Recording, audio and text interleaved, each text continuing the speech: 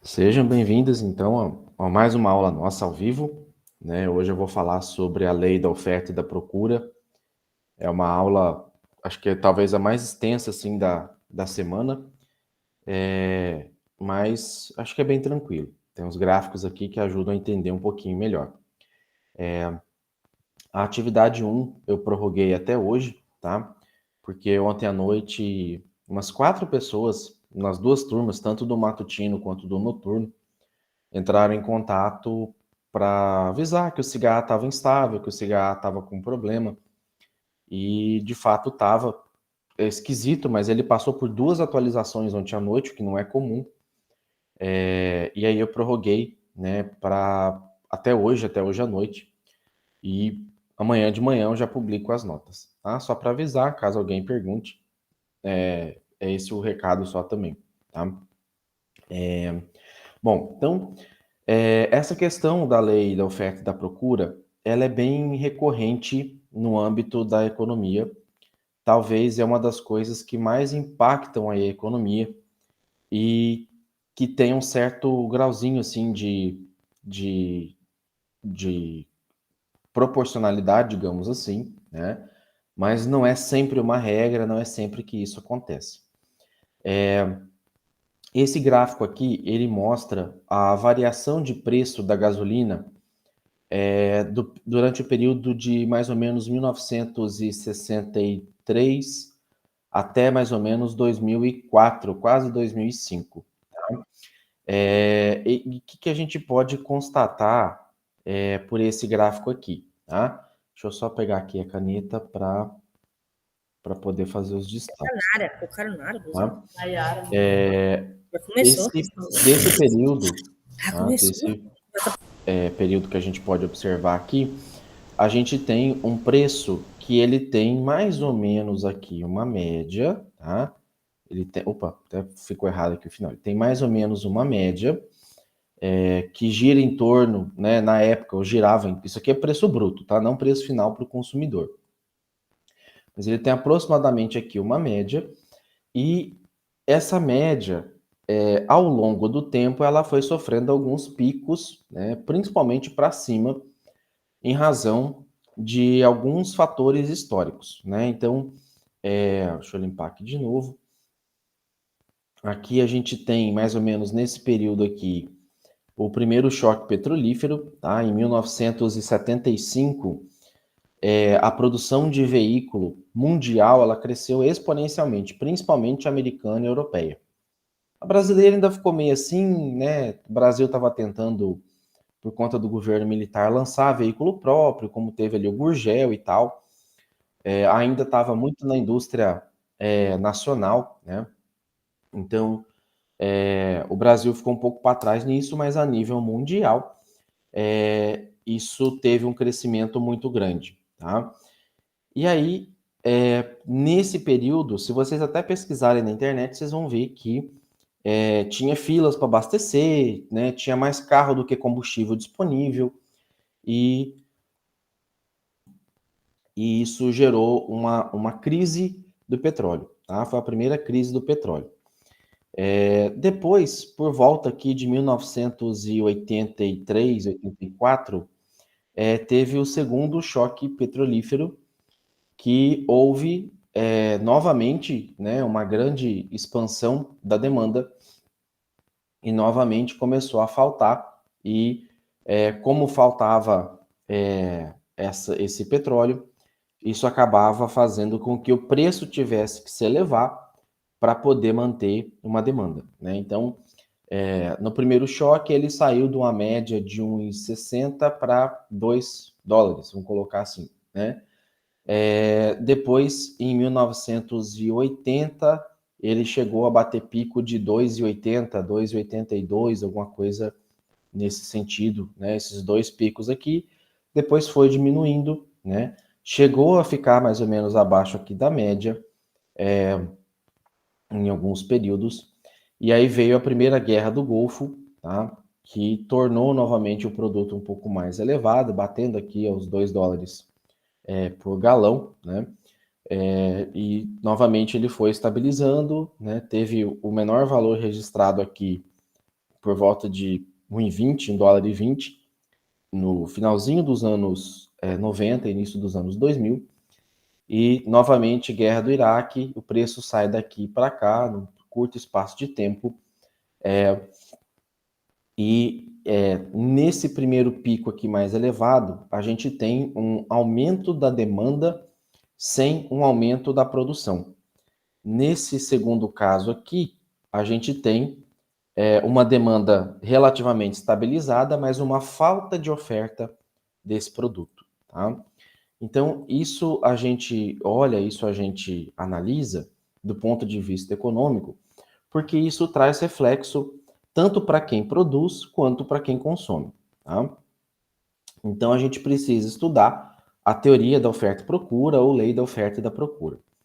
Essa teoria ou essa lei, ela demonstra como as preferências dos consumidores vão determinar a procura de alguns bens, enquanto os custos das empresas determinam o que eles querem ofertar. Em outras palavras, ou de uma maneira mais simples, o preço vai determinar se o consumidor compra ou não, e a oferta vai determinar, o preço vai determinar se as empresas querem ofertar ou não esse tipo de produto. Tá? E do equilíbrio entre oferta e procura resulta o preço e a quantidade, né, transacionada de cada bem. Então, a Black Friday, né, que geralmente ocorre na última sexta-feira de novembro, que historicamente é após o período de ação de graças americano, ele gera uns efeitos assim bem frenéticos do consumidor, né? Muitas vezes esses preços nem estão tão mais baratos assim, mas aquele frenesi, propaganda constante no celular e na TV faz com que o consumidor às vezes enxergue uma oportunidade de compra e não necessariamente ele compra mais barato, tá? Não estou falando que a que a Black Friday sempre vai ser uma Black Fraud, não é isso, tá? O que eu quero dizer é que para você saber se de fato você está comprando mais barato, os consumidores que conseguem economizar são aqueles que já têm uma lista, uma relação de bens a comprar, de itens a comprar, e ele vem acompanhando isso desde agora, junho, julho, para ver o acompanhamento de preço, e daí no final você sabe se realmente está barato ou não. Até uns 2 anos atrás, a gente tinha umas brigas assim muito intensas. Na verdade, até antes da pandemia. Depois da pandemia, a coisa mudou. A gente tinha umas brigas muito intensas entre Submarino, Americanas, Magazine Luiza, Shoptime. Na verdade, Shoptime, Americanas e Submarino é da mesma empresa, tá? Magazine Luiza e Kabum é a mesma empresa. Qual que é a outra? Deixa eu lembrar aqui. E a Amazon é independente. A Amazon é só ela mesmo. E para você saber se de fato está economizando, você tem que observar esse preço dentro de uma linha histórica. Em alguns anos atrás, o desconto era realmente bem preciso. Assim, o produto custava 1.000, tinha cupom de 10, 15, 20, 30%, e você pagava esse produto final com desconto. Depois, o que essas empresas perceberam? Que nem todo mundo utilizava os cupons de desconto.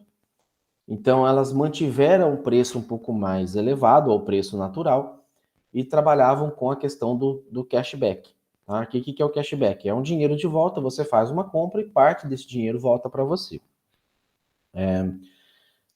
E aí, assim, elas focaram mais no cashback do que no desconto real do produto em si. Tá? Eu cheguei a economizar bastante, né, com isso. Mas assim, por quê? Porque eu fazia pesquisa, eu sabia o que eu queria comprar, eu não ficava me desviando com outras propagandas ou outros produtos, e quando eu via um produto, ainda que ele estava muito barato, eu perguntava, não, eu preciso disso? Realmente eu preciso disso? Isso é necessário? Né? Porque senão as pessoas acabam entrando num consumo exagerado e depois uma economia acaba saindo mais caro depois, né? Lembrando aqui do Július, né, de Todo Mundo Odeia o Chris, se eu não comprar, o desconto é maior, né? Então, essa teoria da oferta e da procura, ela vai regular os interesses de quem quer vender e os interesses de quem quer comprar, tá? Então, vamos estudar primeiro a função da procura, tá? Vamos estudar o gráfico aqui da procura para a gente poder entender melhor. Então, a procura tem uma relação, na verdade, a lei econômica, ela diz que tem uma relação definida entre um preço de mercado de um bem e a quantidade procurada desse bem, e, em teoria, você mantém constante o restante. Tá? Essa relação entre o preço e a quantidade comprada é o que a gente chama de função da procura. Então, aqui eu estou dando exemplo com maçãs, mas esse exemplo se aplica, né, a outros produtos, a outros itens também. Tá? Se eu comprar apenas uma unidade, tá, eu vou pagar mais ou menos aí 80 centavos numa maçã. Tá? E vamos supor que essa maçã não é vendida por quilo, tá? Porque se for por quilo, independe, né? Eu vou pagar um preço proporcional ao quilo dessa maçã.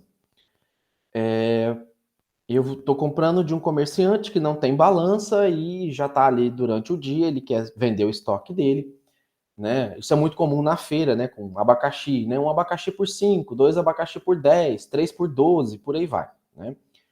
Então, uma maçã eu pago 80 centavos. Duas maçãs eu já ganho desconto e acabo pagando 60 centavos em cada uma. Tá? Quatro maçãs eu acabo pagando 20 centavos em cada uma. E 8 maçãs eu acabo, né, pagando 20 centavos. 20 centavos é meu mínimo. Né? 10 maçãs, 20, 30 é 20 centavos, porque abaixo disso eu vou ter prejuízo, bem provavelmente. Então, essa função da procura é o que a gente chama também de economia de escala, tá? Que dentro da administração pública é um requisito que é pedido pelos órgãos fiscalizadores, os órgãos de controle, para melhorar as aquisições. Então, se eu for comprar uma caixa de papel, né, uma resma de papel, eu vou pagar um valor de mais ou menos R$ 20. Se eu comprar uma caixa que vem 20 resmas de papel, 20, não, acho que vem 10 resmas de papel na caixa, provavelmente eu vou pagar aí R$ 19, R$ 18 na unidade, né? Cada resma vai sair para mim por esse valor. Eu comprar 100 caixas de papel, eu vou conseguir um desconto bem grande, cada resma deve sair para mim por R$ 15, R$ 16, mais ou menos, tá? Isso é o que a gente chama de economia de escala ou a função da procura. Vai chegar num ponto que mesmo que eu quiser comprar 1 milhão de caixas, esse preço vai se manter relativamente constante, tá? Então, aqui tem um gráfico que demonstra um pouquinho dessa questão, né? Então,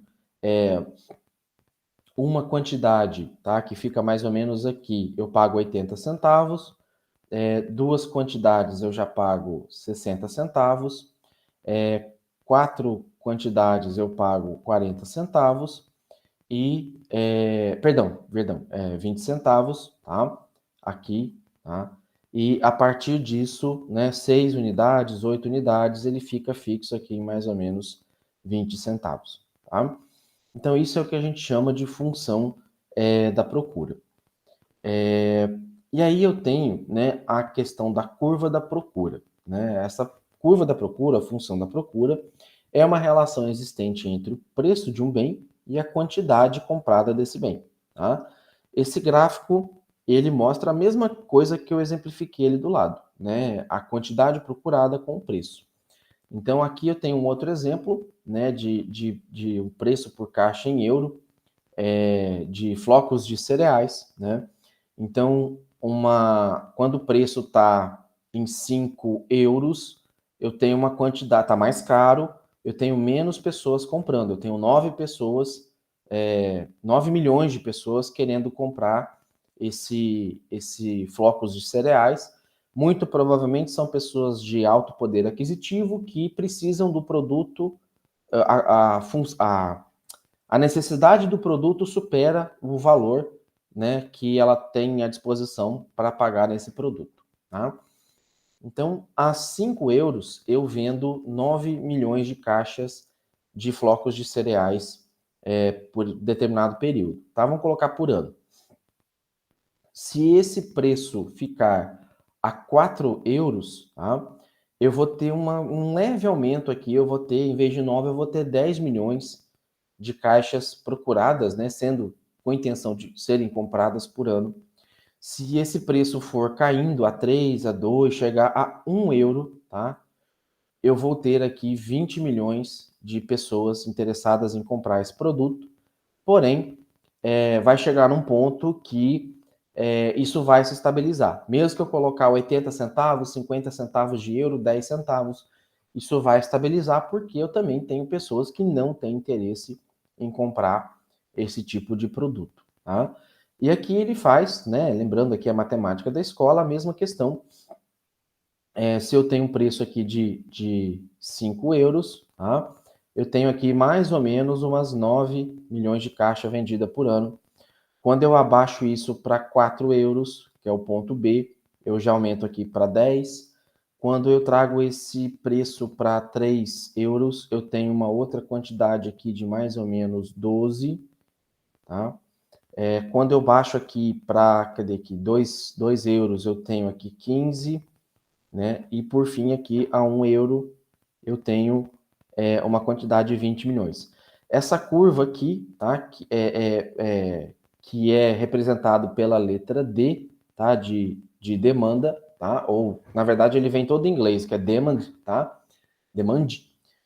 Vai chegar num ponto que essa curva ela vai se estabilizar, tá? Ela vai ficar meio que reta assim, porque independente da quantidade aqui embaixo procurada, o preço não tem como cair mais do que isso, tá? A não ser que realmente for algo muito absurdo, que dê perda, daí o preço vai cair a zero, né?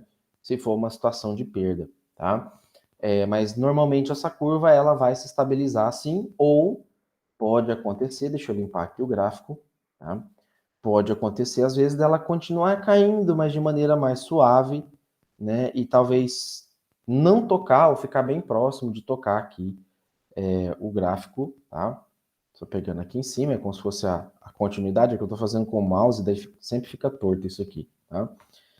Mas só para vocês entenderem esse comportamento, tá? Então, aqui, quando o preço está ficando mais baixo, o consumidor tende a aumentar o consumo, a procura. E esse tende a aumentar o consumo, a procura, não necessariamente é porque fica mais interessante para ser comprado.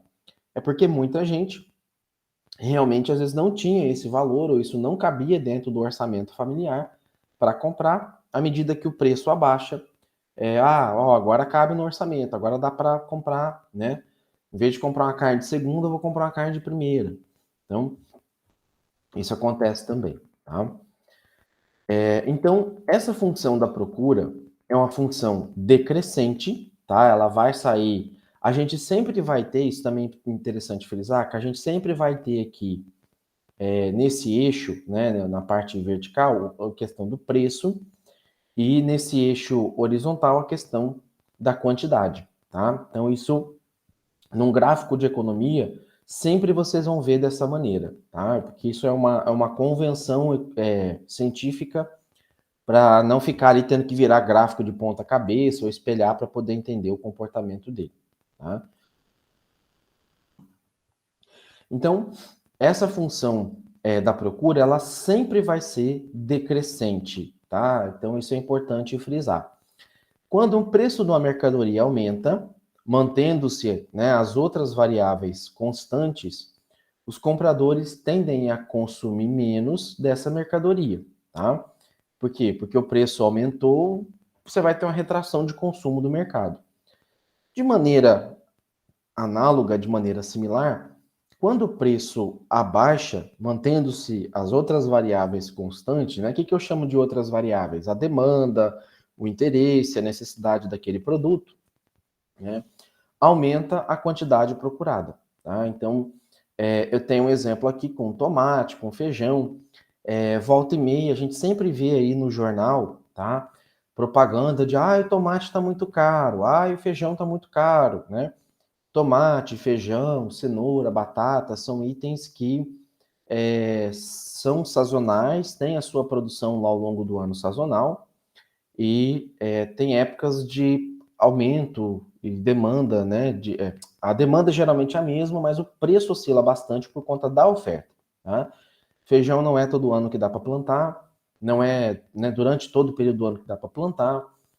Alface, verdura, assim, geralmente não gosta de muita chuva, então nos períodos ali de janeiro a março, que chove bastante, a gente tem muita dificuldade com essas verduras, e, né, você tem uma situação de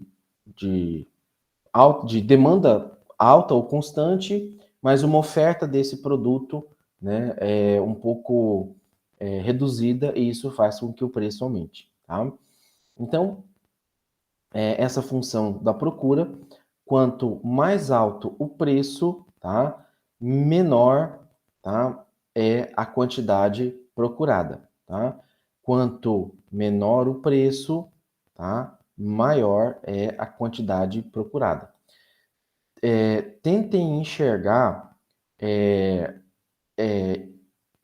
como se estivesse fazendo uma força com o dedo mesmo, assim, tá? Se você pegar, por exemplo, deixa eu limpar aqui de novo o gráfico para poder entender, tá? Quando eu falo que quanto menor o preço, né, maior é a quantidade procurada, tentem, se você fizer isso com o dedo, você vai ver para onde que essa bolinha, tá? Para onde que essa bolinha aqui, ela vai correr, tá? Então, diminui o preço, a quantidade, né, escapa ali para a direita. Se eu aumentar o preço, né, se eu fizer aqui o contrário, deixa eu limpar aqui o gráfico, tá? Se eu aumentar aqui o preço, oh meu Deus, gente, peraí, nossa, fazer isso com o mouse é horrível. Se eu aumentar aqui o preço, né, para onde que essa tendência dessa bolinha vai, tá? Mais para cá, vai diminuir a quantidade, tá? Então, isso é bacana para poder entender o comportamento da função da procura. Toda vez que vocês verem a letra D, né, dentro de um gráfico desse, a gente está falando de demanda, né, ou procura. Mas por que não usa o P? Porque o P é o do preço, é o price, tá? Então a gente vê esse comportamento dessa maneira. E aí, ó, deixa eu limpar aqui o gráfico só para entender, tá? Espera aí só um pouquinho. Então, o que vai acontecer, né, se o preço diminuir? O que vai acontecer com a bolinha? A bolinha vai deslocar para cá, e aí eu vou ter um novo preço, um preço mais baixo, tá? Ele saiu daqui para cá, tá? Ele saiu então daqui para cá, para essa relação menor, tá? A bolinha está um pouquinho fora da curva aqui, mas ele vem, né, com um menor preço, uma maior quantidade vendida, tá? Isso também é chamado de lei da inclinação negativa da procura, né? Então, quando o preço de um bem aumenta, né, mantendo-se constante todo o restante, os compradores tendem a comprar menos desse bem. De maneira análoga, similar, quando o preço diminui, mantendo o restante constante, a quantidade procurada desse bem aumenta. Tá? Isso é bem comum, isso no dia a dia a gente vê com uma certa frequência. Então, por que é que a quantidade procurada tende a diminuir com o aumento dos preços? Tá? Existem dois efeitos que a gente chama, dentro da economia, relacionado a esse assunto. Tá? Então, quando você aumenta o preço, o que acontece com as pessoas? Elas tendem a substituir, talvez, esse produto. Ela, às vezes, ainda tem a demanda, mas ela substitui. Um exemplo, a carne. Tá? Carne de boi. A carne de frango, ela teoricamente, a carne de frango e porco, ela teoricamente tende a ser mais barata que a carne de boi, tá? Depende do local, depende da região. Por exemplo, em Cuiabá, a carne de frango é muito mais barata do que carne de boi. Já no interior, aqui em Cáceres, em Juara, talvez aí em Paranatinga, a carne de frango seja um pouco mais cara do que a carne de boi, tá? Por quê? Porque vocês têm frigorífico aí, não tem, né, as abatedouras de porco, né? Não tem de porco, de frango, eu acho que não tem, né? Então, isso tende a ter essa relação. Então, quando o preço da carne sobe, as pessoas tendem a comprar menos carne de boi, porém, tende a comprar um pouco mais carne de frango, que às vezes acaba, né, é o efeito substitutivo, as pessoas precisam de carne, né? E ela acaba ali fazendo essa substituição. E tem também, né, quando o preço aumenta, a quantidade diminui, porque tem também a questão do rendimento da pessoa, né, do que ela tem de dinheiro disponível para gastar. Ela às vezes tem outra prioridade, às vezes ela precisa de um remédio e ela deixa de comprar essa comida, essa carne, porque ela precisa comprar o remédio, o dinheiro dela é limitado, ela não tem mais da onde cortar, da onde economizar, tá? E aí vem um outro questionamento, né? O que determina a procura de mercado de um determinado bem, né? Então a gente tem a lei da procura que está relacionada ao preço e existem também outras influências para além do preço, tá? Nível médio de rendimento da população, dimensão, que é o tamanho da população, preço dos bens que está relacionado para ela, né? O quanto esse item chega custando para ela, gosto e preferência dos consumidores e algumas influências especiais por conta de uma minissérie, uma novela, uma propaganda e por aí vai, tá? Então, aqui no Brasil, às vezes você paga muito caro para andar num carro muito inferior ao que acontece, por exemplo, nos Estados Unidos. É muito comum a gente ver lá, o pessoal, o cara tá andando num Camaro. Você vai ver, é uma empregada doméstica, é um pedreiro que está andando no Camaro, né? Por que isso? Porque lá o veículo é muito mais barato, é muito mais acessível, né? Carros mais simples praticamente não existem lá nos Estados Unidos. E veículo lá é muito barato, com US$ 2.000 você compra um carro que aqui no Brasil você compraria por 50, 60 mil reais, tá? Então, não é à toa que lá tem gente que simplesmente abandona o carro na rua, é mais caro ela pagar para se livrar do carro do que simplesmente deixar abandonado no meio do mato, por ele assim, né? Então, a procura ou a demanda, né, ela tem outras influências também, né? A questão da dimensão da população tem relação com a densidade populacional. O que significa isso? Em Cuiabá, você tem muitas pessoas morando em prédio, em edifício, em apartamento, né? Em Cuiabá, qualquer lugar que você vai, no mercado você pega fila, no restaurante você pega fila, numa papelaria você pega fila, tá?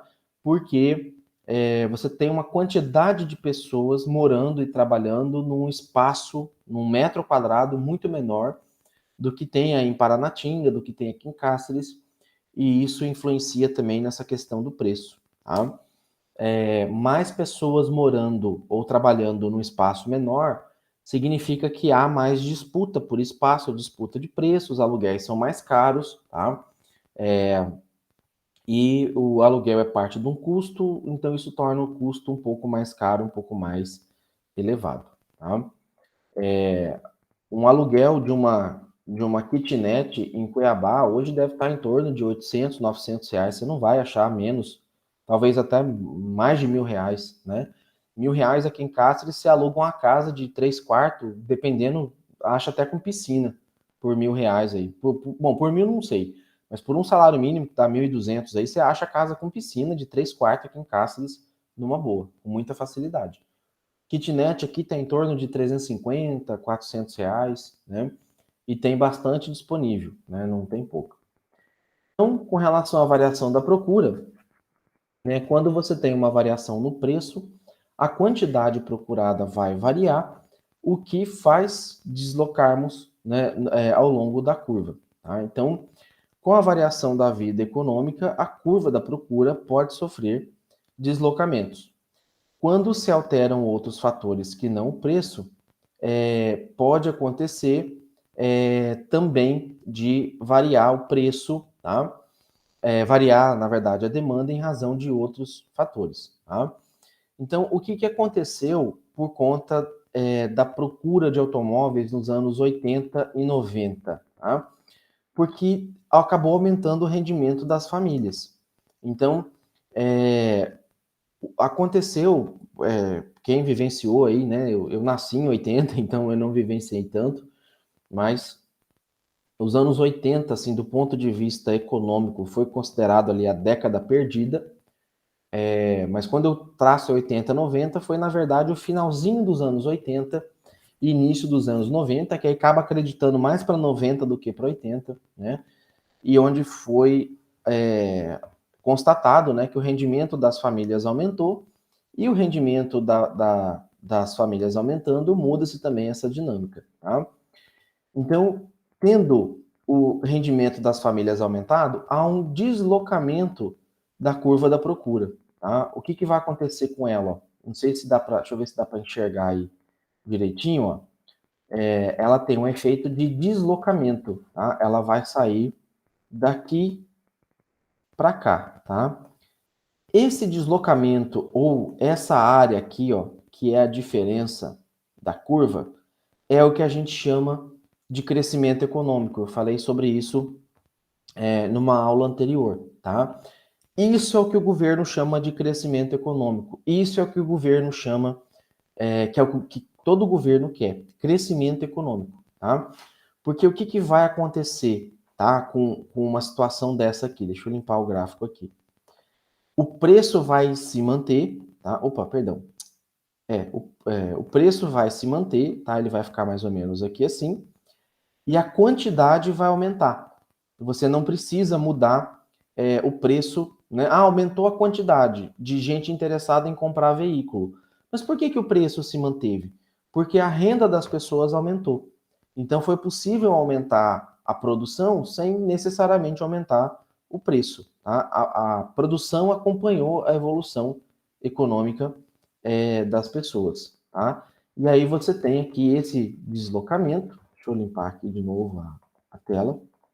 Tá? Então você tem esse deslocamento da curva. Tá? Ele está um pouquinho fora a linha aqui, essa bolinha, né, é como se fosse mais ou menos aqui. Tá?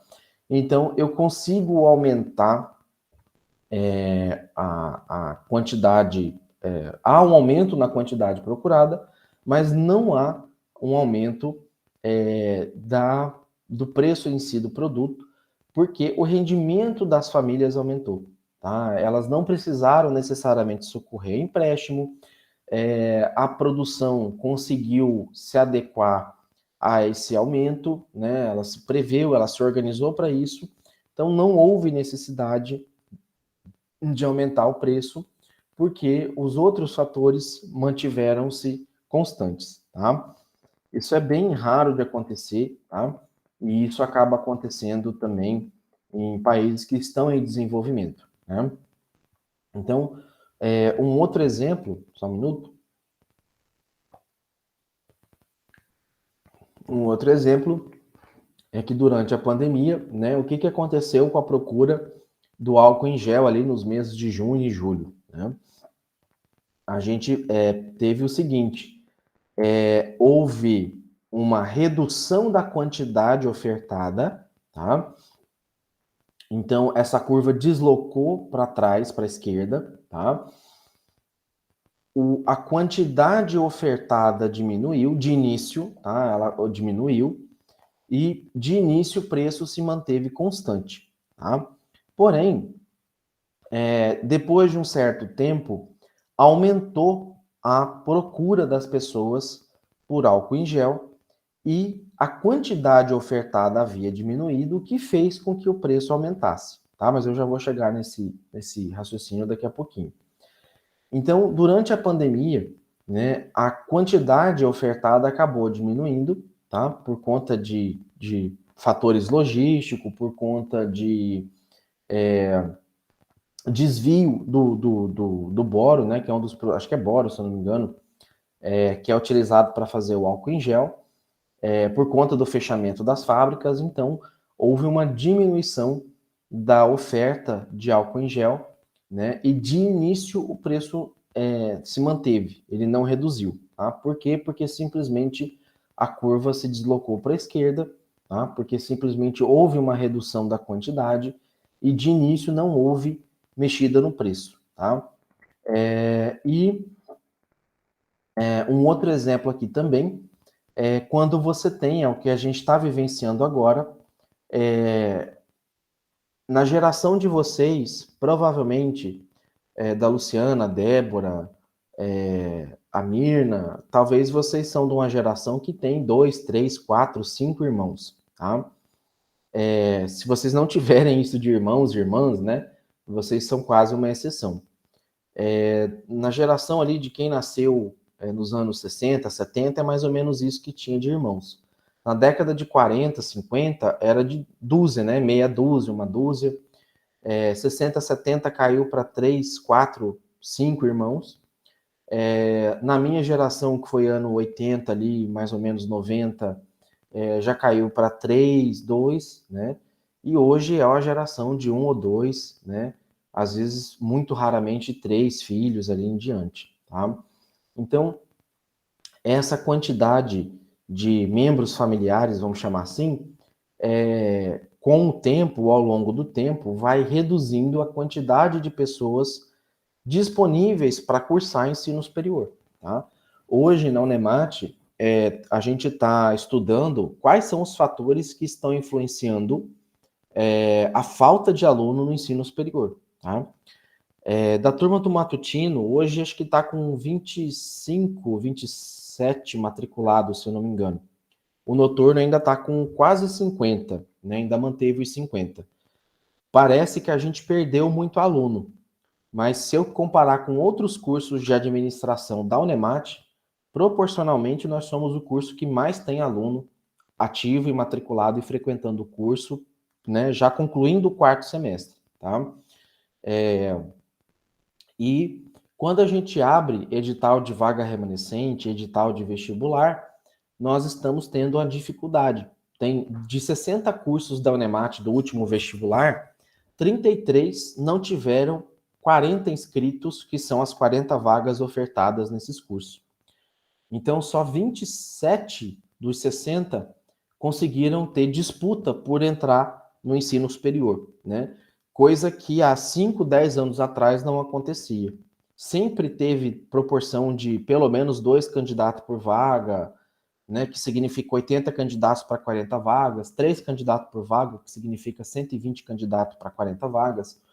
Então, houve uma diminuição na demanda por curso superior, e isso fez com que a curva se deslocasse aqui para a esquerda, tá? Ela fizesse esse caminho aqui, mantendo-se o preço constante. Por quê? Porque a oferta também foi ajustada. Tá? Baixa procura, eu reduzo a minha oferta e mantenho o preço constante para manter ali, né, a variável equilibrada. Tá? E essa curva da procura, ela se desloca, tá? É o que a gente chama de deslocamento mesmo, quando existem alterações de fatores que não são o preço do próprio bem, tá? Então, quando o preço se mantém constante, tá? Você tem um deslocamento da curva, tá? E isso afeta a quantidade procurada, tá? E a procura, ela vai aumentar ou diminuir quando a quantidade procurada para cada preço de mercado aumenta ou diminui, tá? Então, veja a diferença de movimento ao longo da curva, que é onde você tem a variação de preço, tá? Então, quando eu falo movimento ao longo da curva, é quando eu tenho aqui aquela relação direta, né?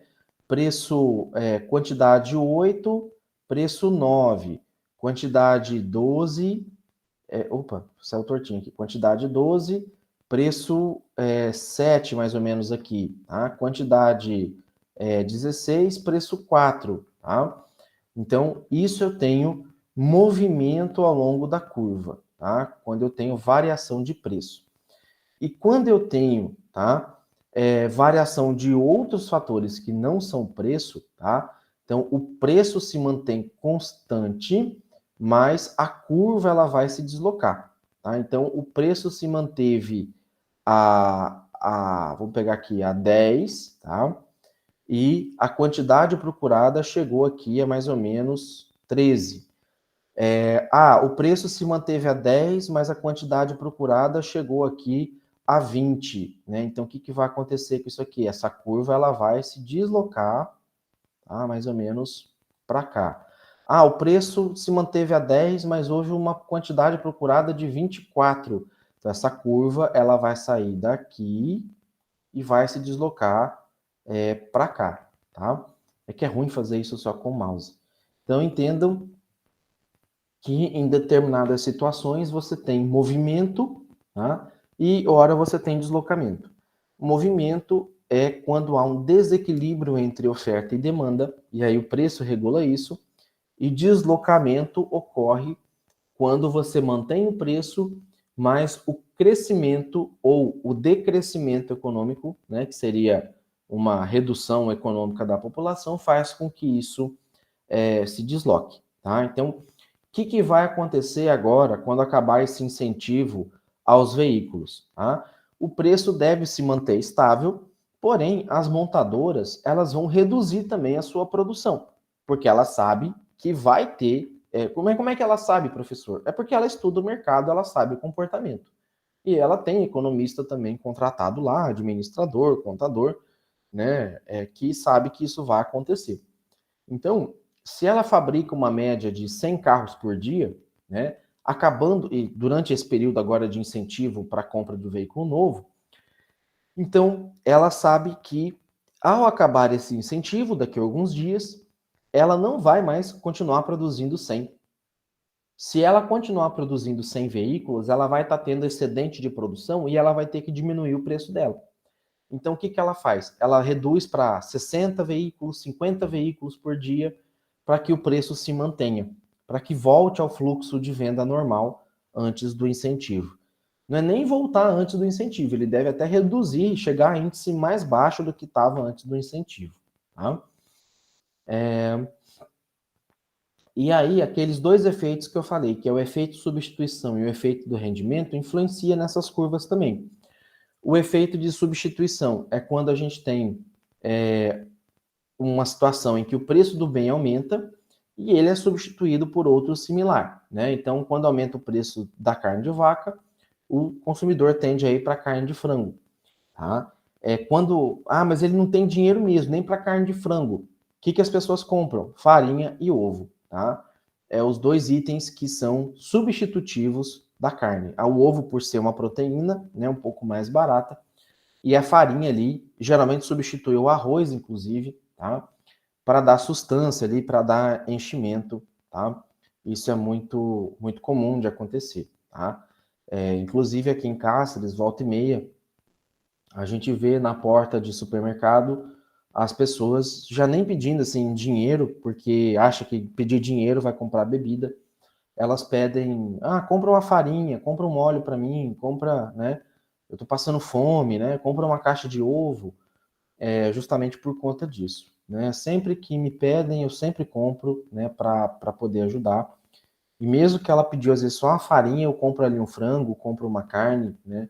Porque eu sei que às vezes essa pessoa já está meses, dias sem comer algum tipo de carne mesmo assim, ou de proteína, tá? E esse é o efeito da substituição. O efeito do rendimento é quando a gente tem um preço elevado de um produto e os consumidores ficam com menos rendimento disponível e eles acabam consumindo uma menor quantidade desse bem ou de outros bens para poder encaixar ali no orçamento, né? Então, o que acontece? Quando sobe o preço da gasolina, né, os consumidores ficam com menos rendimento, porque às vezes é uma pessoa que precisa de um veículo para se deslocar para o trabalho e ele não tem escolha, né, de cortar a gasolina, ele não tem como fazer o carro economizar mais, né? Ele não tem bicicleta, ele não tem outro meio, não tem transporte público, então ele é forçado a ter que pagar uma gasolina mais cara, né? Então, se a gasolina duplica de valor e ele não tem condição de abrir mão dela, né, os consumidores vão ter menos dinheiro, menos rendimento e eles vão acabar reduzindo tanto o consumo, né, tentando reduzir o consumo da gasolina, a dependência dela, mas às vezes vai ter que cortar carne, vai ter que cortar um passeio, vai ter que cortar uma celebração de uma festividade, né, que é o chamado efeito do rendimento. Tá? Isso também os mercados ficam de olho, porque se as pessoas estão tendo menos dinheiro para comprar as coisas, então eu já trabalho com a perspectiva de uma produção menor do produto que eu fabrico, do produto que eu vendo. Tá? O que influencia a curva da procura? Tá? Rendimento médio das pessoas, Então, o IBGE e o censo, né, o censo do IBGE, ele traz esses dados sempre pelo censo, mas a cada ano ele faz uma estimativa, né? Então, qual é a renda média da população? Quais são as classes sociais, né, de miserável, baixa renda, classe C, né, classe média, média alta e classe alta, né? Então, qual é o rendimento médio de cada uma dessas classes aqui, né? Então, quando você tem uma situação de aumento do rendimento médio, os indivíduos tendem a comprar mais de quase tudo, mesmo que os preços não se alterem, tá? Isso é uma tendência também, tá? Por que final de ano é sempre muito aquecido, tá? Porque aumenta-se as contratações e é um mês que geralmente as pessoas recebem o 13º, elas têm um aumento de renda média, pelo menos, né, quem está assalariado, né, quem está com vínculo formal, pelo menos uma vez por ano, né? E isso faz com que esse rendimento seja aumentado pelo menos por um mês, e é um mês bem atípico assim de renda, tá? Outro fator também que influencia na curva da procura é a dimensão do mercado, né? Então, é o tamanho do mercado, é o tamanho da população, e é medido pela população o quanto ela influencia na curva da procura. Mais indivíduos conduzem ao maior consumo. Isso é uma regra clássica, uma regra direta. Você vai fazer uma festa na casa de vocês, né? Para 5 pessoas é uma situação, para 10 pessoas é uma situação, né? Eu mexi com chá de bebê esse tempo atrás e era uma dor de cabeça porque era para 50 pessoas, de repente teve que aumentar para 60 pessoas, e aí, né, aumenta buffet, aumenta os talheres, aumenta a cadeira, a mesa, né, aumenta barril de chopp, né, então isso vai mudando, né, um ou outro custo fixo, né, que seria, por exemplo, o aluguel do espaço, né, desde que não seja um aumento tão significativo, né, permanece constante. O restante sempre altera, tá? Então, por isso que fala que com esse aumento, aumenta também proporcionalmente quase tudo em razão dessa dimensão. Preço de bem relacionado também tem a ver com a curva da procura, porque a procura de um dado bem tende a diminuir ou aumentar quando diminui ou aumenta o preço de bens substitutos. Então, um exemplo desse questão de bens relacionados, ou preço, bens relacionados, antigamente o sabão em pó clássico que as pessoas utilizavam era o Omo, né? O Omo era sabão de marca, o Omo tinha um marketing assim que né, mostrava uma mulher bem arrumada, de colar de pérola, né, lavando roupa, aquela coisa assim, né, uma dona de casa gourmet, digamos assim, né, e era um produto que era vendido de maneira até meio elitizada, assim, como às vezes muitas pessoas enxergam até hoje, né. E de repente veio o sabão em pó Tixan, da IP, né, uns chamam Tixan, outros Tixan, né, mas na propaganda fala Tixan, que veio como um bem substituto, né? Ele lava a roupa, deixa a roupa cheirosa, né?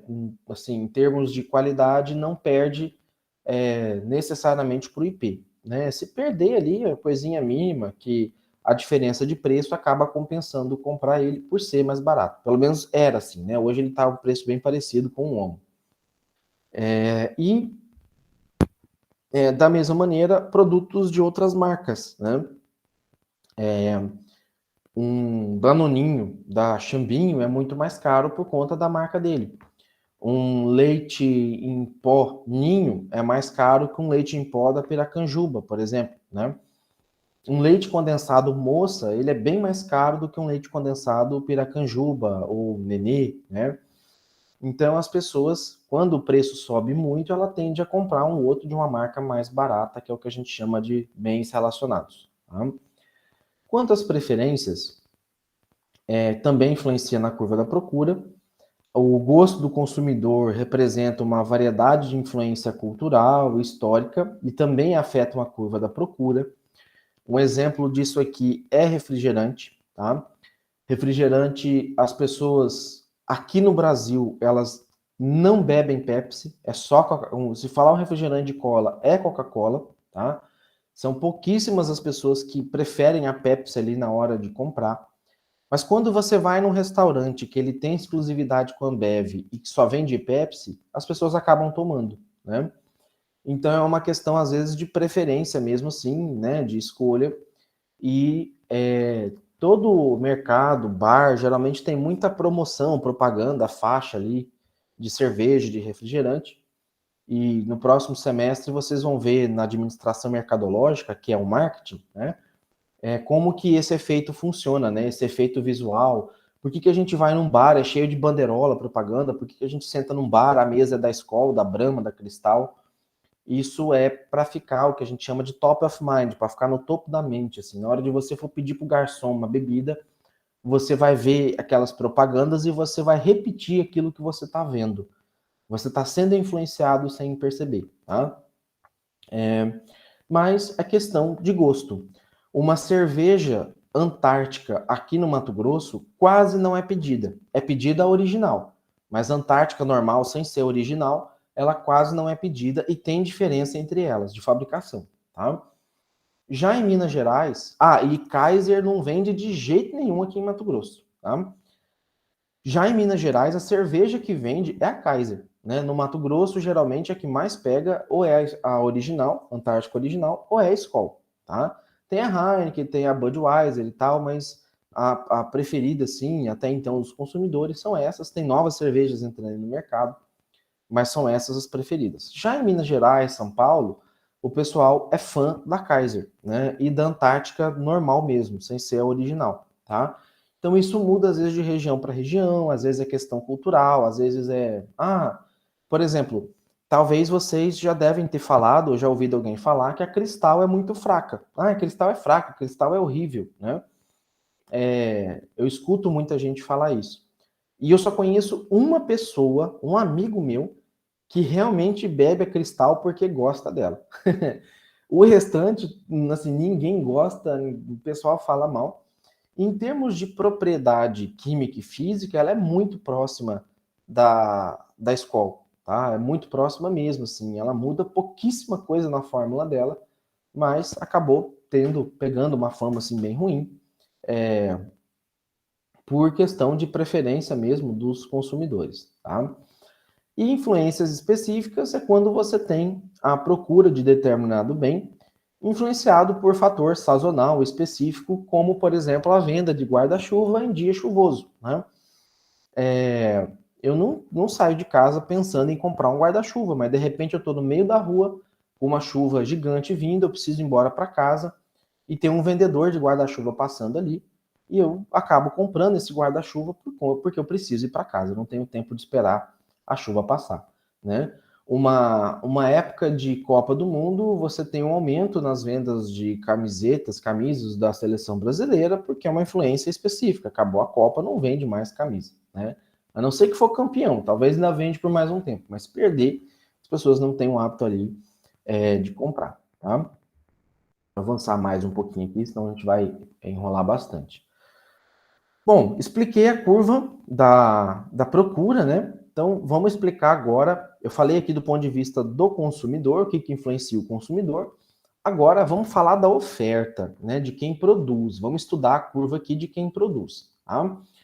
A função da oferta, ela é uma relação existente praticamente o inverso da procura, tá? Então, ela trabalha o preço de um bem e a quantidade, né? Tal como na curva da procura, da demanda, e que os produtores estão dispostos a produzir e vender. Tá? Então, isso é chamado de função da oferta ou curva da oferta. Tá? Então, aqui, pegando os mesmos dados ali das caixas de cereais, quando o preço está a 5 euros, tá? Quem fabrica, quem vende, quer vender o máximo possível que ele pode vender, que seria 18 milhões de caixa. A um preço de 4 euros, ele já fala, não tá tão bom, mas dá para vender ainda 16. Quando o preço está 1 euro, fala, não, 1 euro eu não vendo. 1 euro eu vou ter prejuízo, 1 euro para mim sem condição, né? O mínimo que eu vendo é por 2 euros E eu vou vender aí também, só limitar isso a 7 milhões, porque eu não quero ficar também com a fábrica parada e não quero ter, né, prejuízo também, né? Então eu vou trabalhar no mínimo operacional possível, tá? Então, aqui é a mesma maneira. A 1 euro, eu tenho zero quantidade vendida. Para mim não interessa. A 2 euros, tá? Eu já vou aqui para uma quantidade 5, 6, 7, mais ou menos aqui assim, ó, tá? Eu vou mais ou menos para uma quantidade de 7 unidades vendidas a 2 euros. A 5 euros, tá? Vou pegar aqui mais aqui em cima. Opa, aqui já me interessa eu vender o máximo possível, tá? Que no meu caso seria 18 unidades, tá? Deixa eu subir aqui, vai subir meio tortinho. Fazendo com o mouse aqui, tá? Então seria mais ou menos isso aqui, tá? Então, as empresas, as indústrias como um todo, né, os prestadores de serviço, eles sabem o limite, eles sabem mais ou menos qual é a capacidade de venda, quanto que ele consegue colocar no mercado. Ele faz um negócio chamado market share. O que é o market share? É o quanto eu ocupo desse mercado, né? Então, quanto eu participo quanto o meu produto participa dentro desse mercado, né? Então, vou pegar um exemplo aqui da Coca-Cola, da Pepsi e da Marajá Cola, né? A Coca-Cola deve ter aí mais ou menos 80% de market share no segmento de refrigerante de cola, a Pepsi uns 15% e a Marajá Cola ou outras bebidas de cola uns 5%. Tá? Isso é participação de mercado ou market share. Tá? E para a Pepsi, para ela aumentar a participação de 15% para 30%, ela tem que investir muito em propaganda, ela tem que reduzir o preço do produto dela, ela tem que aumentar a disponibilidade desse produto, né, fazer com que os mercados peçam, né, para ela esse tipo de produto e por aí vai. Tá? Então, entende-se por oferta a quantidade de whey que as empresas estão dispostas a produzir e vender. Tá? A gente falou que a função da demanda ela é decrescente, né? A quantidade ela aumenta em razão do preço diminuindo, então ela vem descendo. A função da oferta ela é crescente, né? Porque quanto maior o preço, tá? Maior é a quantidade que me interessa fabricar. Então ela vai fazer sempre um dedinho para cima, né? Ela vai sempre, se eu puxar aqui uma bolinha para a direita e para cima, ela sempre vai, o desenho vai ser de subida. Tá? Se eu pegar aqui, né, e fizer assim e assim, vocês vão ver que ela vai caminhando para cima. Então, por que ela é crescente? Tá? Ela é crescente por conta do que a gente chama de lei dos rendimentos decrescentes, que diz o seguinte, que um aumento de um fator de produção aumentará a produção total. Mas a partir de certo ponto, a produção adicional resulta no acréscimo dos fatores de produção e tende a ser cada vez menor. Então, esse rendimento decrescente significa o seguinte: eu vou aumentando o preço, mas chega num ponto em que eu também não tenho como aumentar muito o preço, senão também ninguém vai comprar, o preço vai ficar tão alto que não vai ter quem compre esse tipo de produto, tá? E vai chegar num ponto, né, em que mesmo com o preço lá em cima, não vai interessar muito para o consumidor. Eu vou continuar fabricando um número X de quantidade, até por conta do meu fator de produção. Eu tenho uma empresa que fabrica 1.000 cadeiras por mês, então eu não tenho como aumentar para 1.200, 1.300, porque a minha produção já é limitada também, tá? Então, a função da oferta seria isso, né? E quais os fatores que influenciam aqui a curva da oferta? Tecnologia, né? Então, o progresso tecnológico consiste em alterações que diminuem a quantidade dos fatores necessários para produzir a mesma quantidade do produto. Lembrem que nos campos de algodão a colheita era manual, né? A colheita era manual e levava-se meses para colher um algodão com 40, 50, 60 pessoas trabalhando no campo. Hoje, com a colheitadeira, você faz isso com 2, 3 pessoas e colhe em 2 dias, 3 dias no máximo ali, tá?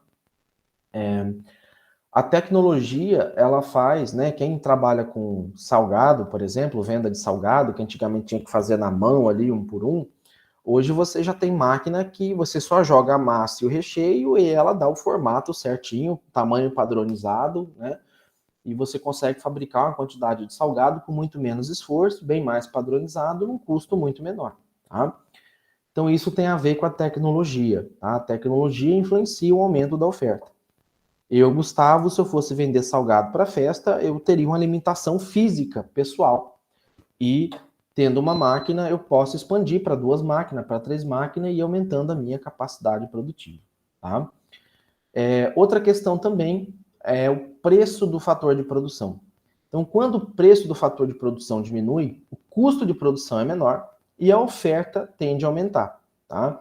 Então, vou pegar o exemplo do gado, né? Se o custo de criar gado diminuir, né, me sobra mais dinheiro para eu aumentar a quantidade de gado que eu coloco na minha terra, tá? Então eu tenho uma oferta maior de gado para poder fazer, porque se antes me custava 2.000 para comprar um bezerro, né? E eu só tinha 100.000 para comprar, né? Então eu compraria no máximo 50 bezerros. Se esse bezerro cair para 1.500, eu tenho os mesmos 100.000, tá? Eu vou ter 66 bezerros e não 50 como eu tinha. Então a oferta vai aumentar, tá? Preço de bem relacionado também tem a ver, é bem parecido, né? Então a oferta de um dado bem tende a aumentar ou diminuir quando diminui ou aumenta o preço dos bens substitutos. Então, se o sabão em pó Tixan aumenta de preço, né, como está acontecendo nos dias de hoje, às vezes ele está muito próximo do preço do sabão em pó Omo ou do Ariel, né? As pessoas tendem a falar, não, eu vou lá no de marca, eu vou no de conhecido, digamos assim. Daí ele tende a voltar para o produto original que ele quis, né, que ele geralmente compra, tá? Ou comprava. As políticas de governo, né, então as políticas de governo, como os impostos e as políticas salariais, podem fazer aumentar o custo dos fatores de produção, levando à contração da oferta, ou, da mesma maneira, a redução de impostos pode fazer com que haja um aumento do fator de produção, levando ao aumento da oferta, tá? Como está acontecendo aí com a questão da redução dos preços dos veículos, tá? As empresas estão aumentando a oferta porque sabe que isso é um período limitado, ela tem que esvaziar a pátio agora para depois equilibrar novamente a sua produção. E também algumas influências específicas, né, tal como na questão da procura, né, da demanda. Então, a oferta de determinados bens é influenciada por fatores específicos, como o clima na agricultura. Então, eu queria plantar mais soja, eu queria vender mais soja, mas o tempo não ajudou. Choveu pouco, choveu muito, choveu fora do tempo, e isso, por mais que eu quisesse aumentar a minha produção, um fator externo vai fazer com que eu tenha uma redução e, por consequência, eu tenha que ajustar esse preço posteriormente. Tá? Então, como que ocorre a variação da oferta? Então, com a variação do preço, a quantidade oferecida varia, o que provoca um deslocamento ao longo da curva de oferta. Tá? Então, novamente, quando você varia o preço, você desloca aqui, tá? A bolinha, tá? Ela faz esse movimento, tá? Que é um movimento de subir ou descer em razão, tá? Dessa quantidade, tá? Então, eu posso ter se eu tiver um aumento de preço, tá? Me interessa produzir mais quantidade, tá? Ó, o que a bolinha faz? Ela sobe. Em razão, deixa eu pegar aqui, ó. Tem um preço aqui e uma quantidade aqui, tá? Tá mais ou menos aqui assim. Opa, aqui. Tá? Se o preço aumenta, tá? Se o preço aumenta, o mouse, Jesus amado. Eu tenho interesse como fabricante de aumentar a quantidade, tá? Então, se o preço diminui, tá? Eu tenho uma intenção de produzir uma quantidade menor desse produto, tá? Então, a curva da oferta também pode sofrer deslocamento quando se alteram outras influências que não o preço, da mesma maneira que a curva da demanda, tá? Então, por exemplo, a tecnologia, o preço dos fatores de produção, a organização do mercado e algumas influências especiais. Vou pegar só o exemplo aqui da tecnologia, né? Eu fazia o salgado na mão, aí eu passei para a máquina. O que aconteceu?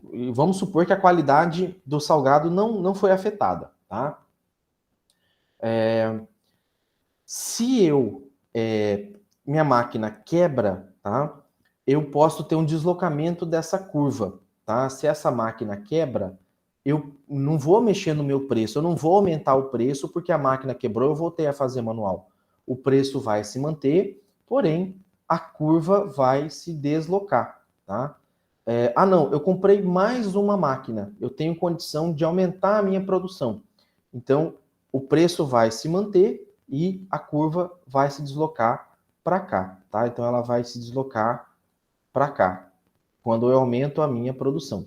Quando eu diminuo a minha produção, né, e mantenho o mesmo preço, a curva se desloca para cá, porque eu tenho um fator reduzido de produção. Um outro exemplo depois eu mando essa notícia aqui para vocês da questão do etanol e do açúcar, tá? Por que eu uso esse exemplo aqui, essa notícia? O consumo, olha como que o preço da gasolina influencia as coisas. O preço da gasolina mais baixo vai fazer com que o etanol caia de preço também, né? Porque se ficar pau a pau gasolina e etanol, as pessoas vão preferir a gasolina, porque rende mais no tanque de combustível. Eu sou um usineiro, eu tenho uma usina que fabrica tanto açúcar, né, quanto etanol. E se eu for fabricar açúcar, eu não fabrico etanol. Se eu fabricar etanol, eu não fabrico açúcar. Não são subprodutos um do outro, são produtos excludentes. Se o preço da gasolina continuar caindo como está caindo, tá? Eu, como produtor de açúcar, não vou querer produzir etanol, porque eu não vou ganhar com etanol. O etanol está um preço muito baixo. Eu vou produzir açúcar, porque açúcar está mais caro no mercado internacional e uma tonelada de cana-de-açúcar vai me render financeiramente muito mais do que uma tonelada de cana-de-açúcar produzindo etanol, tá? Então, é isso que muitas vezes os produtores olham, tá? E é isso que muitas vezes influencia o preço. Ele vai equilibrar a demanda, né? Então, o que ele vai fazer? Ele vai diminuir, vai mudar a produção dele de cana-de-açúcar.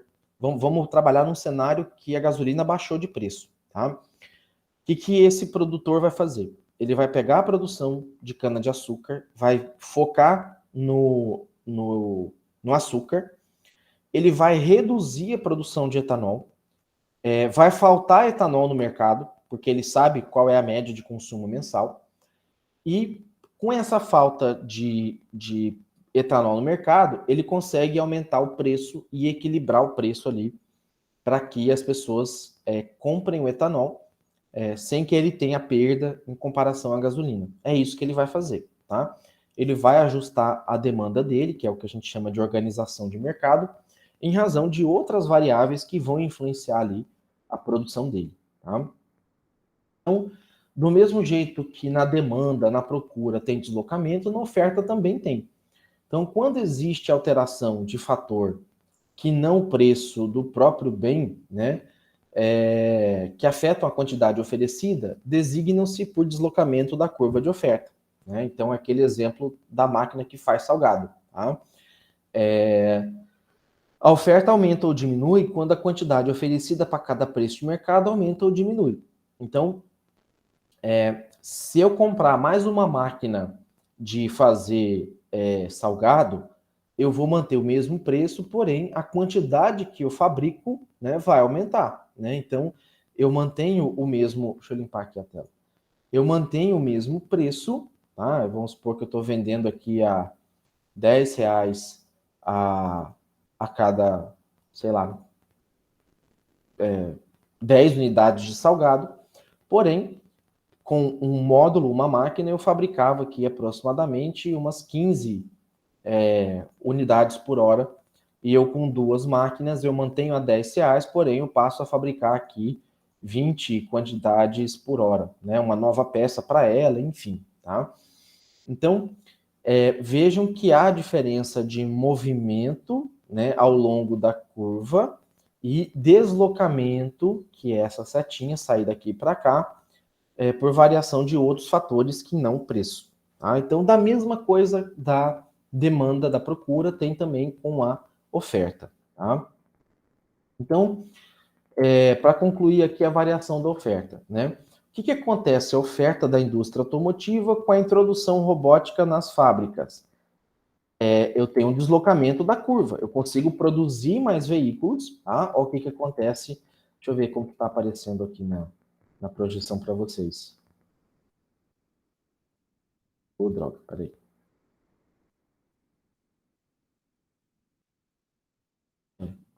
Aqui ele trava aqui quando eu mudo de tela. Então, eu tenho um deslocamento. Tá? Eu não vou reduzir inicialmente o preço do veículo, tá? Mas eu consigo aumentar a quantidade de veículo fabricado, porque eu introduzi tecnologia nova que é mais eficiente. Lembra da eficiência de ontem? Tá? É isso que acontece. E o que acontece a oferta de energia hídrica no ano de seca? Tá? Acontece o efeito oposto. Tá?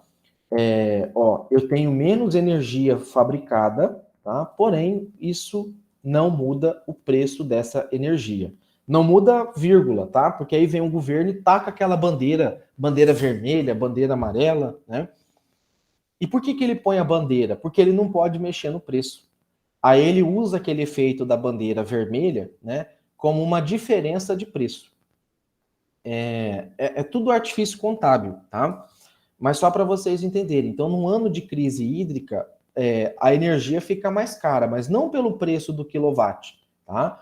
É porque esses custos indiretos de ligar um gerador, de ligar uma usina termoelétrica, é repassado para o consumidor. A energia gerada por uma hidrelétrica continua no mesmo preço, né? Só que como houve uma oferta de energia menor, porque tem menos água para tocar os geradores hidrelétricos, a concessionária de energia, como a Energisa, ela vai lá e liga um termoelétrico e cobra isso de forma diferente do consumidor. Tá? Então, aqui é onde a gente tem o deslocamento, tá, da oferta de produto ou um serviço. Tá? E aqui é onde a gente vai comparar as deslocações, né, da oferta ou da procura. Então, condições meteorológicas desfavoráveis fazem reduzir o montante de trigo que os agricultores oferecem para cada unidade de preço. Tá? Então, aqui eu tenho a curva da demanda, que é essa aqui, tá? E aqui eu tenho a curva da oferta, que eu vou pintar aqui de azul, que é essa aqui, tá? Que é essa aqui. Então, vamos estudar aqui o comportamento desse gráfico durante o período do agricultor, né, olhando do ponto de vista do agricultor e do consumidor, que consomem farinha de trigo num ano que teve pouca chuva, tá? Ou que teve muita chuva e estragou a produção, depende. Vamos trabalhar com pouca chuva aqui, tá? Então, num cenário normal, natural, tá, eu tenho aqui um equilíbrio, tá? Vamos colocar aqui que o quilo do trigo está em torno de R$2, tá? E você tem uma determinada quantidade que está em equilíbrio com o preço. Então, eu tenho uma oferta equilibrada, uma demanda equilibrada e um preço equilibrado, tá? A junção entre a demanda, que é essa curva aqui do vermelho, e a oferta de quem produz, que é a curva do azul, vou colocar aqui, que é a curva do azul, tá? Que é esse aqui. A intersecção entre elas é o ponto de equilíbrio que a gente chama, tá? Então, o que acontece num ano de pouca chuva, tá? Ou que teve uma quebra de produção? A oferta diminuiu, né? A oferta de trigo diminuiu, teve pouca chuva, deixa eu pegar aqui, tá? A oferta aqui diminuiu, ó, tá? Choveu pouco, era esperado 100 toneladas, e isso caiu para 60 toneladas ali a produção total. Tá? Só que a demanda, ela continuou. A demanda de trigo, ela é meio que constante, assim. As pessoas consomem pão todo dia, as pessoas consomem bolo todo dia, né? E o que vai acontecer aqui com a demanda, né? Que ela manteve constante? Ela vai mudar, ela vai aumentar, né? Então, ela vai aumentar, não, ela pode até ter permanecido constante, mas vai ficar em desequilíbrio a questão da oferta e do preço, tá? Então, a curva da oferta deslocou-se para a esquerda, ou seja, ela reduziu, tá? Só que a procura se manteve. E essa oferta de trigo nova aqui, né, esse segundo período aqui, eu estava vendendo trigo nessa mesma quantidade de P1 aqui, ó, tá? Eu tenho um valor de P1, só que eu tenho uma oferta de trigo muito menor. Olha onde está o ponto aqui do preço. Isso não vai dar certo, tá? O que a economia vai fazer? A gente vai ter uma situação de escassez. Por quê? No preço de, o que eu falei? Acho que era R$ 1, né? O quilo, R$ 2 o quilo do trigo, e tendo menos trigo, vai faltar trigo no mercado, né? A gente vai ter uma situação de escassez. Eu vou ter uma demanda que me pede uma X quantidade de quilo de trigo por dia, porém eu vou ter uma oferta menor desse trigo. E o que eu vou ter que fazer para equilibrar isso daí? Eu vou ter que aumentar o preço do trigo para eu poder equilibrar, para que menos pessoas comprem, para que eu diminua um pouco a demanda, tá? E para que o preço se equilibre. Então, eu aumentando o preço, tá? Trabalhando com o preço 2 aqui, vamos colocar aqui de R$ 3 o quilo do trigo, tá? Eu consigo equilibrar numa quantidade menor, numa quantidade Q2, tá? O preço desse trigo a ser comercializado. Então, vejam bem, tá? Deixa eu voltar, deixa eu limpar aqui a tela de novo, tá? Só para pegar o raciocínio aqui. Então, eu tenho uma determinada quantidade e um determinado preço. O que aconteceu? Choveu menos, a curva deslocou, né? De início, eu mantenho o meu preço, porém eu estou numa situação de escassez, tá? Para eu poder equilibrar novamente, que é essa bolinha aqui, que é isso que eu quero, tá? Numa situação de escassez, as pessoas vão, né, continuar comprando e vai começar a faltar o produto na prateleira. Para eu dar uma freada nisso, né, eu preciso aumentar o preço, porque toda vez que eu aumento o preço, as pessoas compram menos, tá? E aí, comprando menos, eu consigo fazer o equilíbrio entre a oferta e a demanda, tá? E isso a gente explica a situação de escassez, tá? Vamos explicar agora a situação do excedente de produção, tá? Então, aqui eu tenho novamente a curva da demanda, de vermelho. Deixa eu pintar aqui a curva de azul da oferta, tá? Aqui eu tenho, né, o preço e a quantidade, tá? Numa determinada situação. Então, aqui eu tenho, nesse mês agora de julho, as pessoas tiveram um aumento acentuado de rendimento, né? Que acabou gerando um aumento do consumo de trigo. Tá? Estamos aqui durante a pandemia ainda, as pessoas ficaram em casa, as pessoas começaram a inventar receita de bolo em casa e aumentou o consumo de trigo, né? Criança lá precisando ser intertida, né? E as mães ali, os pais, não, vão fazer aqui, vou ensinar as crianças a mexer com bolo, né? Então teve um aumento aqui do consumo de trigo e as pessoas tiveram ali, receberam o auxílio emergencial e vão fazer ali a comprar trigo para consumir ali em casa, enfim. Né? O que vai acontecer com a questão da demanda? A demanda vai aumentar. A curva da demanda se deslocou, tá? Vai haver um maior interesse no consumo de trigo, então aumento de interesse e aumento de demanda, tá? E essa curva vai se deslocar, tá? Vejam novamente aqui, né, o que a gente tem um intervalo aqui, né, e a curva da oferta se desloca, porém, a curva da procura, né, aumentou a procura, se desloca, só que da oferta se manteve. O produtor não estava esperando que ia ter esse aumento do consumo de trigo, né, e de novo vai ter escassez, né, as pessoas vão aumentar, mas a demanda vai aumentar, mas a oferta vai continuar a mesma, então a gente vai ter escassez, como teve durante a pandemia, e o que vai acontecer? O preço vai ter que aumentar de novo até ter um equilíbrio, né? Então, a curva da demanda, deixa eu trocar de caneta aqui. A curva da demanda, ela se desloca, tá? Nesse ponto aqui. Ela, novamente, mantendo o preço, ela fica abaixo do ponto de equilíbrio, que seria essa intersecção aqui, tá? E vai acontecer o quê? Escassez. Para eu equilibrar porque, né, ainda mais nessa quantidade aqui, que aumentou, né? Eu preciso equilibrar novamente o preço, tá? E aí, para eu ter o equilíbrio aqui desejado, tá?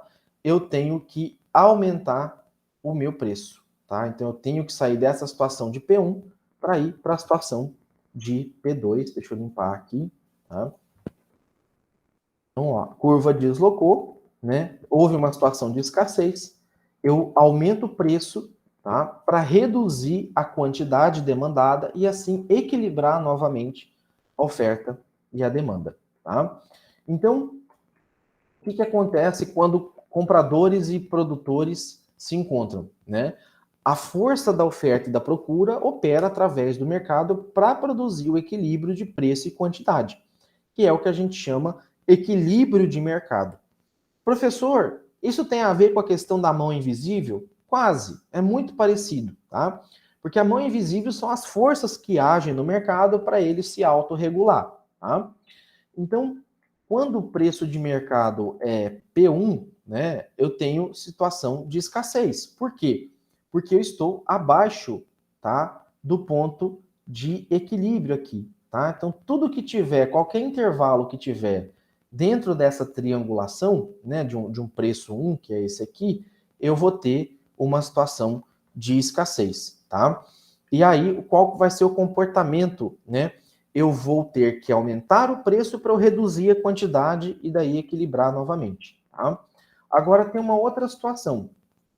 O que acontece quando... Opa, deixa eu pintar aqui de vermelho mesmo a situação da escassez, tá?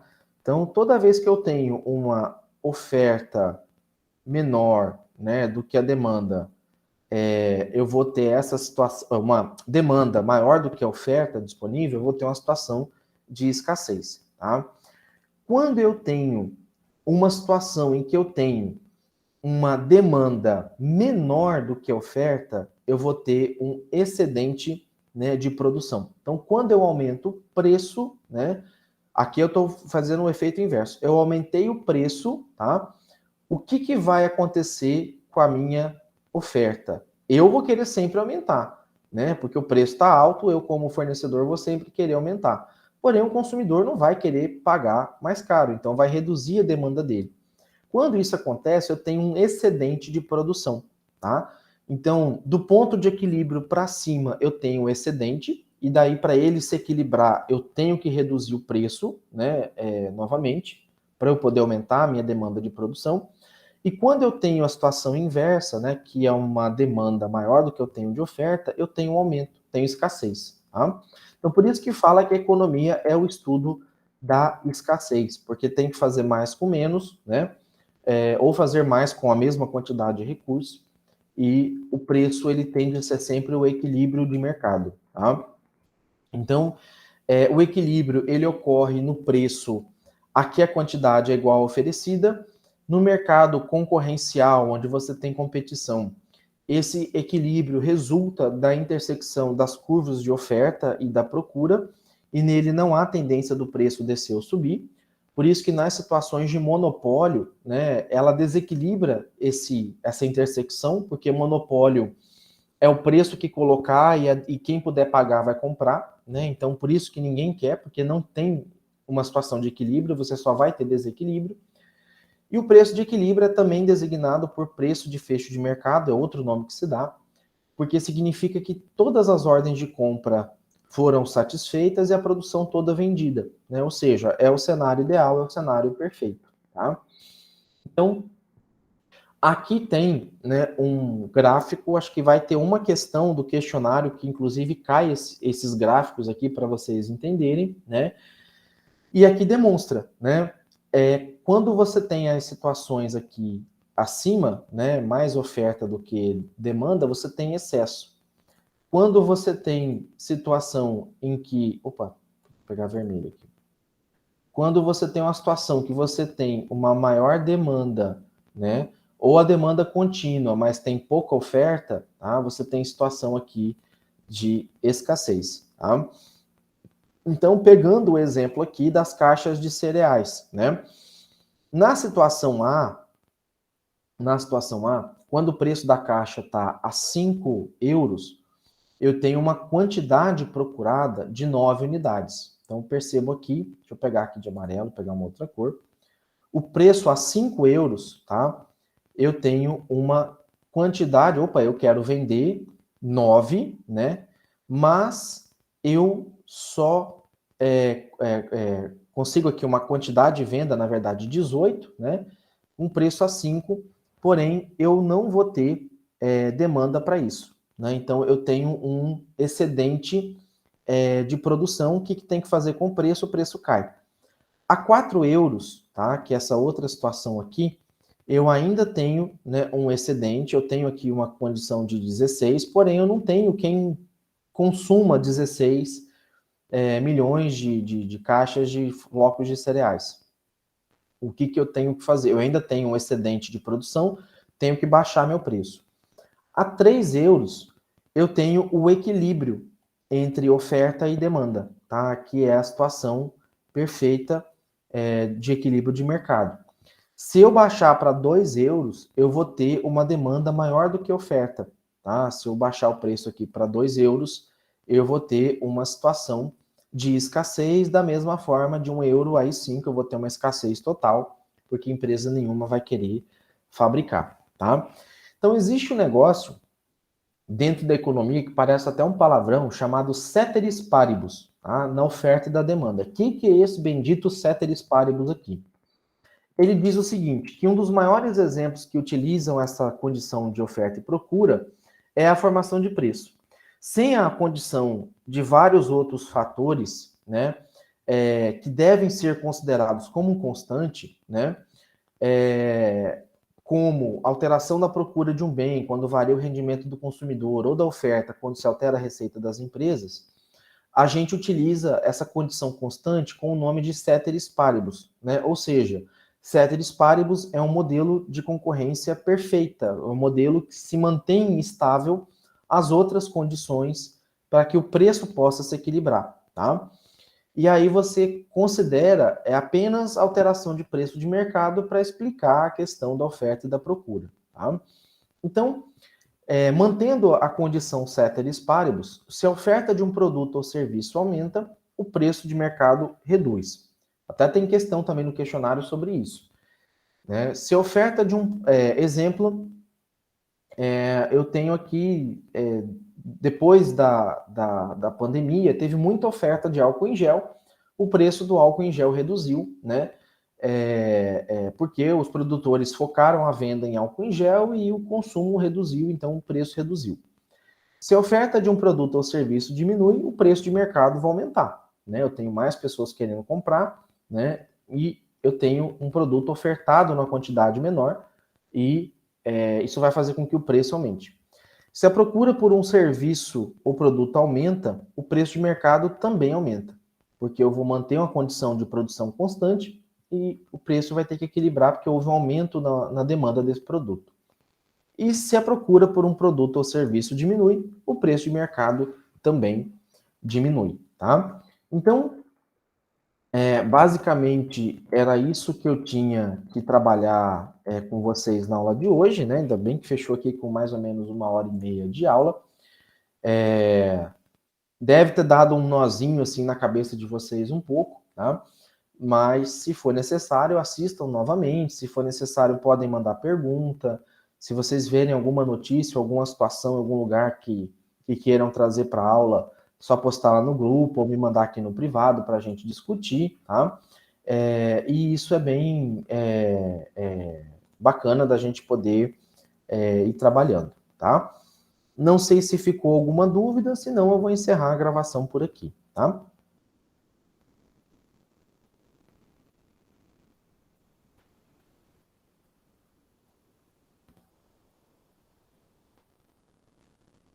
Tranquilo, pessoal?